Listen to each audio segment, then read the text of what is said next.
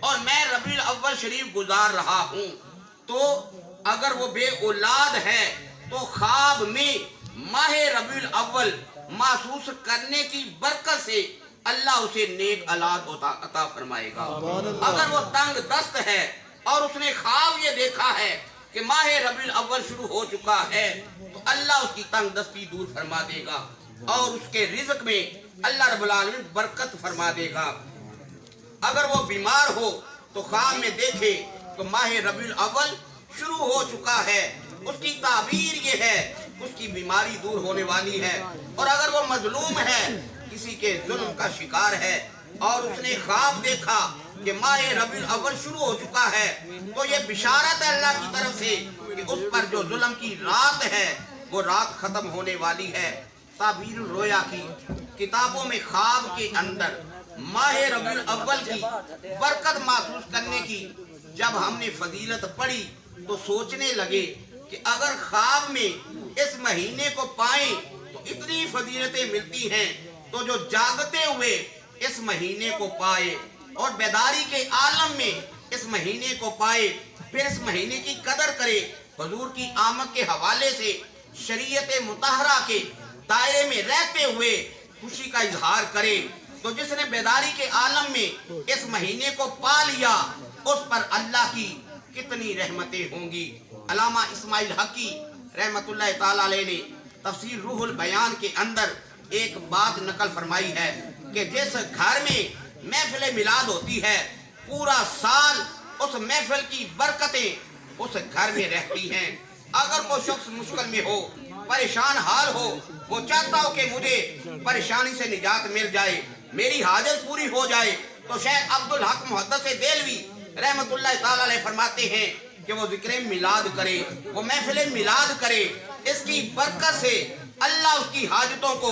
پورا کر دے گا۔ کتنے لوگ ایسے ہیں جو محفل میلاد کے رنگے ہوئے ہیں، محفل میلاد نے ان پر رنگ چڑھا دیا،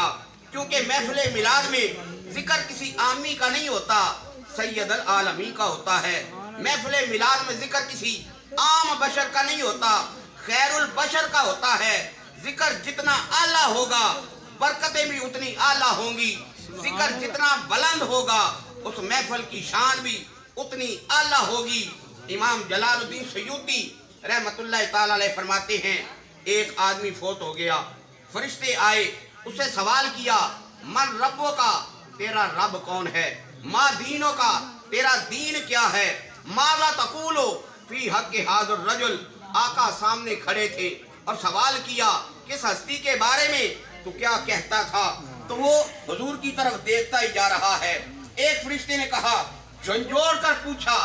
وہ پھر بھی آقا علیہ الصلوۃ والسلام کی طرف دیکھتا ہی رہا۔ ایک فرشتے نے کہا اسے پتہ نہیں ہے، یہ تو ابھی سیان رہا ہے، اس کا نام دوزخیوں میں لکھو۔ جب لکھنے لگے تو آقا علیہ الصلوۃ والسلام نے فرمایا اسے چھوڑ دو، جو پوچھنا ہے مجھ سے پوچھو، میں اس کی جگہ پہ جواب دوں گا۔ بعد میں اسے پوچھا گیا کہ آقا علیہ الصلوۃ والسلام نے تیری طرف سے جواب کیوں دیا؟ تو وہ کہتا ہے 11 ماہ میں اپنے اوپر خرچ کرتا ہوں، لیکن جب ربیع الاول کا مہینہ آتا ہے اس مہینے میں اپنا خرچہ جو ہے آقا علیہ الصلوۃ والسلام کے میلاد پر خرچ کرتا ہوں، جس کی بنا پر آقا علیہ الصلوۃ والسلام نے میری طرف سے جواب دیا ہے۔ تو شیخ محمد بشارت صاحب نے، ان کے گھر والوں نے، ان کے رشتہ داروں نے، نبی صاحب نے، ان کے بھائیوں نے اور ان کے گھر والوں نے یہ آقا علیہ الصلوۃ والسلام کے میلاد پاک کی محفل کو سجایا ہے اور یہ اہتمام کرتے ہیں، اور ہم یہ جذبہ لے کر غلام مصطفیٰ بن کر ہم بک جائیں مدینے میں، محمد نام پر سودا سرے بازار ہو جائے، یہ جذبہ لے کر ہم اپنے دلوں کو چمکانے کے لیے اس محفل میں حاضر ہوتے ہیں۔ محفل میں آنے والوں میں سے پتہ نہیں کس کے دل کا سوز و گداز حضور کی بارگاہ میں پسند آ جائے اور اس ایک کے صدقے میں ہی پوری محفل پر کرم ہو جائے۔ اس لیے ہم جان و دل سے عرض کرتے ہیں یا رسول اللہ صلی اللہ علیہ وسلم، آپ کے دیوانے آئے بیٹھے ہیں، دامنے دل بچھائے بیٹھے ہیں، آپ تشریف لائیں کہ دید ہو جائے، بڑی دیر سے محفل سجائے بیٹھے ہیں یا رسول اللہ، بڑی دیر سے محفل سجائے بیٹھے ہیں۔